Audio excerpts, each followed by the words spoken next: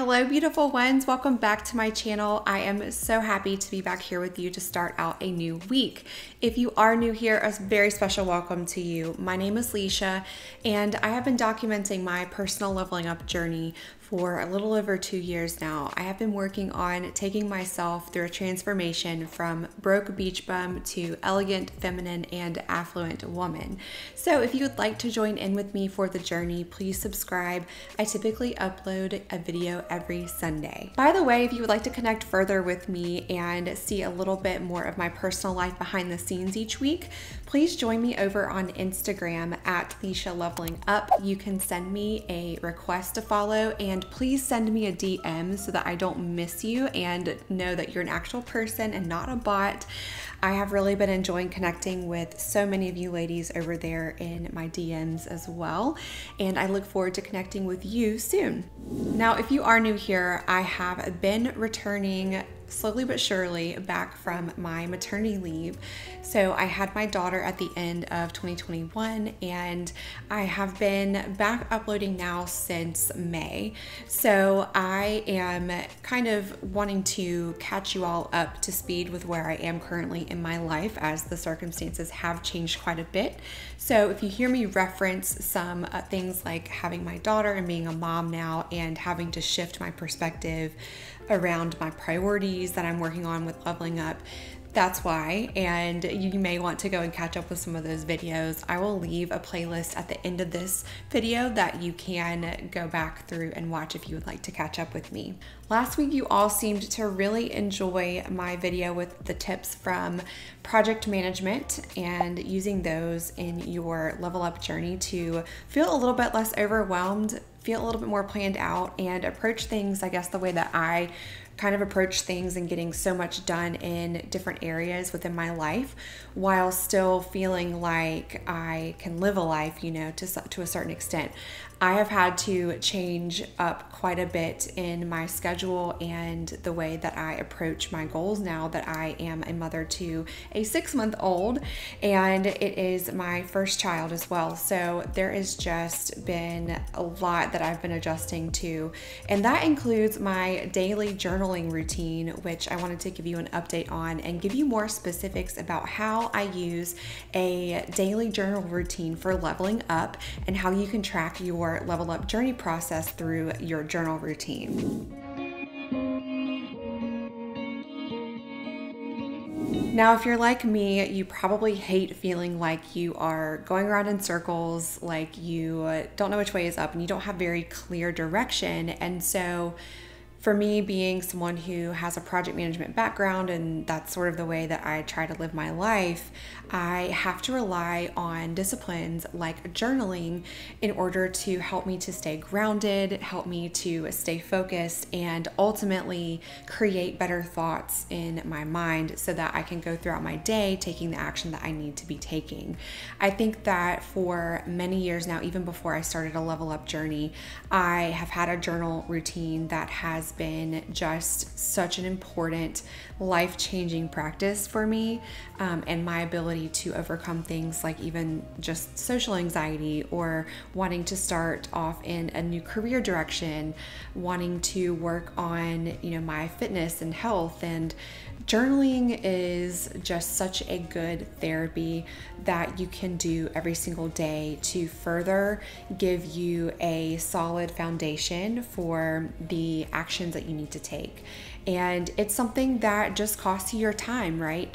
And so today I want to share my quick 5-minute journaling routine with you, but also expand on that in detail for days where I like to spend around 15 to 20 minutes journaling. Typically for me, I will be honest and I will admit that I have had to figure out a new discipline and consistency with my journaling routine since having a baby. Typically my 15-minute journaling sessions are now on the weekends when my daughter's taking a nap in the morning so that I can have a little bit of space to do it, versus I'm still working. So I have to now kind of just try and aim for it really quickly in the mornings if I can. Sometimes I squeeze the quick journal routine in at nighttime. It just kind of depends on what my daughter is up to that day and when I can sit down and get my journal time in really quick. But I want to go into detail in this video with how I approach my journaling with some structure and how I do that with both the 5-minute time block and the 15-minute time block at least. So let's go ahead and let's dive right in. Now, before we can set aside our time to journal, we need some tools of the trade to really get us going. I really spend time picking out a journal. I don't just pick any journal. I don't just write on any sheet of paper that's lying around. I don't do an open notepad. This is a very special space for me. And so I put thought into picking out my journal because after all, it's very likely that is going to be my journal for the year or for the first quarter or what have you, depending on how big it is. So look for a journal that feels quality, feels luxurious, feels feminine, feels like a space that is going to hold all of your, deeper inner thoughts and be the space that allows you to explore your questions, explore your desires and your dreams for your life. Maybe this journal can have a beautiful cover. Maybe it's like my current journal here and it's got a beautiful quote on the front. Maybe it has gilded pages. Maybe the paper quality is a thicker paper that feels special, So first of all, select a journal that again feels special, feels luxurious, feels next level. And then you also need to have a decent pen. I think that, again, this is a detail, but it's not to be overlooked. To write in our journal, we need to have good tools to do so if we are trying to make a habit out of it. So for me, for years, I've been using these Sharpie fine point pens. They don't bleed through the paper. I love the way that they write. It's a bold pen. And I also have had in the past this diamond pen, this gold diamond pen for a long time was my favorite pen. And it ran out of ink and I could not find one to replace it, but I probably could look on Amazon. I'm gonna check Amazon and see if they have some more. But I still do really love the Sharpie pens and highly recommend those. Perhaps you have a favorite brand of pen that you really like and enjoy already. Make sure you have it on hand. I have a special space as well for my pens for where I can keep it so that I'm never losing it. I keep that organized so it's my go-to. It's all set up and there for me when I sit down to journal.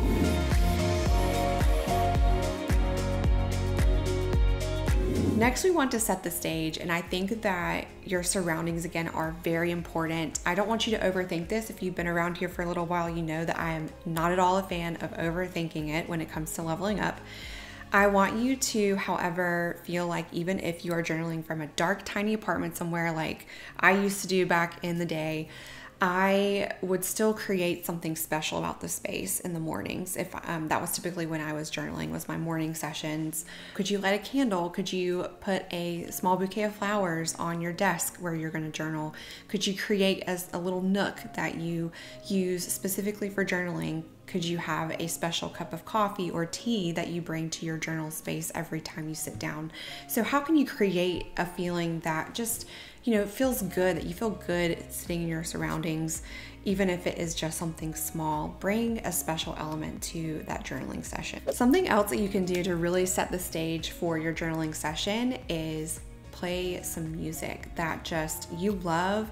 I usually enjoy listening to music that has no words, but I will leave some of my favorite playlists over on my Instagram or down in the description below if you would like to check them out. They're just on Spotify, and these are really good playlists that just help me to get into the feeling that I want to be in while I'm journaling. Just usually a calm feeling, an abundant feeling, maybe even a little bit of a feminine feeling. I love listening to sort of soft house music.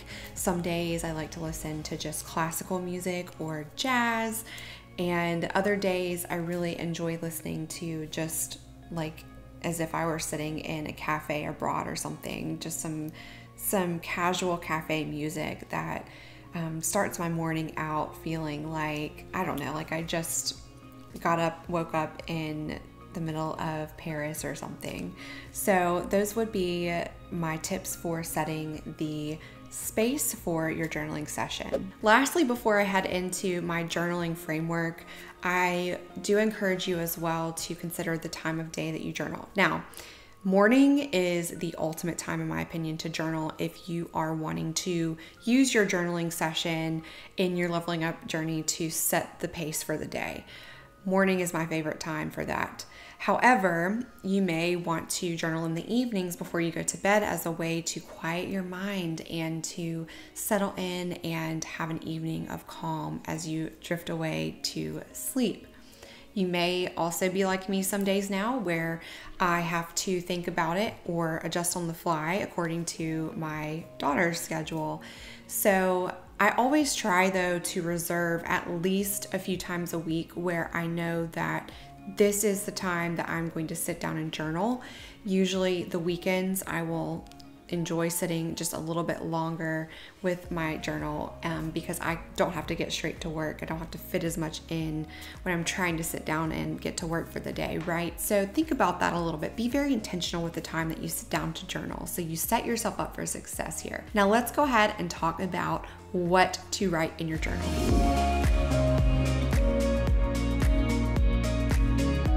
Okay, so now the stage is set for your journaling session. What do you write?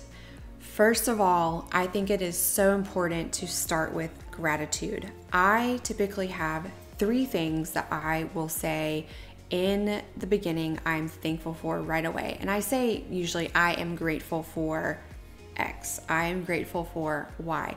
And it's important, I think, to be specific and not repetitive and generalized, right? It's very easy to say, I'm thankful for my home, I'm thankful for my family, I'm thankful for my cats. I think, though, you can elaborate a little bit just to make that feeling of gratitude so much richer. And the reason why I always start with at least 3 things that I'm grateful for is because, I have struggled with some anxiety in the past, and I think the feeling of gratitude, if I can remember what I have that I truly appreciate, it opens me up to feel abundant and to feel very positive. And I think that when we're trying to work through problems or work through things that maybe we need to get out of our minds and onto paper to get clear on, positivity is always the key. So I never start out my journal session with complaining about things that aren't right, with nitpicking on what I'm upset about or crying over. This isn't a whole Dear Diary session, from back in high school days where you're worried about some boy.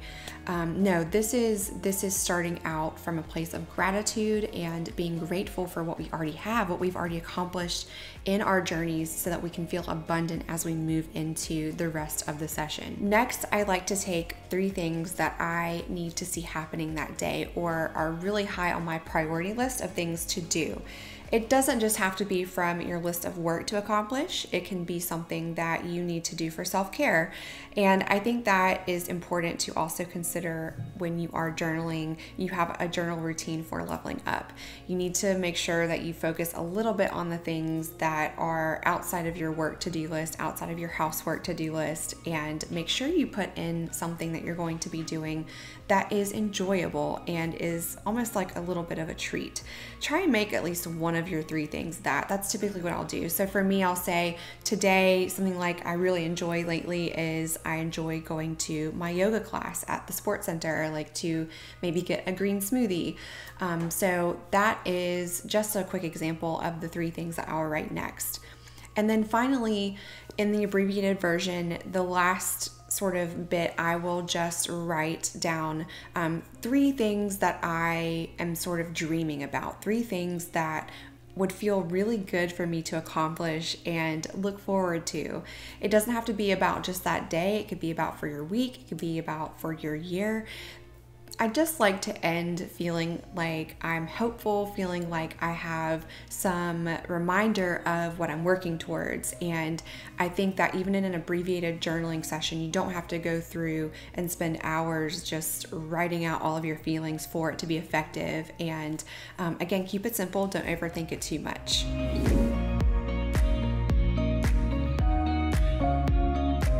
So when I have extra time, here is what I love to do when I'm journaling. And I can spend a whole total of 15 minutes, or I can spend a total of 20 to 30 minutes just sitting down journaling, because I love this so much.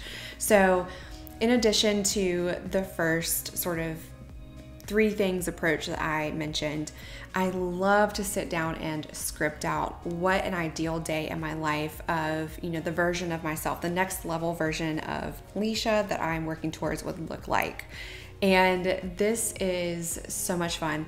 This is also something that you can pair with your vision board if you're a vision board kind of person. I'm not a huge vision board person, but I do have some images that I have in a little notebook or on my phone, a little photo album that I like to look at. Just that is inspiring. That is, that contains some ultimate dream goals of mine and visual imagery of that.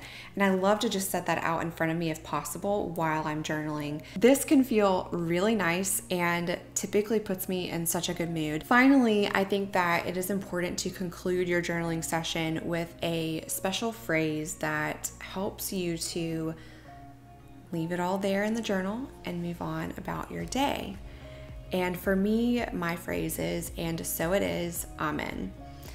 And I put those words at the end of every journal entry because for me, it's almost like that serenity prayer where I have taken my gratitude, my wishes, and if I've been writing out and scripting out an ideal day in the life of my future self, it's just me leaving it there in the journal and choosing not to let any worries or negative thoughts about, how am I going to accomplish this, get too far down the line that, I'm going to feel, what's the word I'm looking for? I don't want to feel uneasy or uncertain about what I've just written in my journal, if that makes any sense. So that's typically what I'll do. I'll just wrap it up like that and close my journal, put it away nice and neat, and move on about my day. Thank you so much for watching. I hope that this daily journal routine for leveling up that I follow really helps you. Like I said, right now I'm full transparency, still trying to get back to my routine, but I did this every single day for years. And I cannot say enough how much this has helped me as part of my, like I referred to last week in my video. I talked about tracking your progress and assessing where you are. And it's so cool now to go back to my journals from last year and look and see what I wrote, see what I was thinking, and look at where I am now and, take note of that. So that's, again, another really neat bonus tip I'll leave you with, is that these can be used as your way to track your progress and to assess where you are, how far you've come, and move forward and keep on leveling up. So let me know down in the comments below, do you have any special journal prompts that you love to write about? I will leave also in a comment that I'll pin a few additional journal prompts that have been really helpful if you want to expand and do a little bit of a longer journal session with your scripting. I'll leave those lines down in a comment below so you can read those and take a look. I always enjoy reading your comments. I've been trying to respond to as many as I can each week. And so I look forward to connecting with you more, whether it's in the comments or over on Instagram. I'm wishing you just the best week of leveling up on your journey, and I look forward to seeing you again. Bye.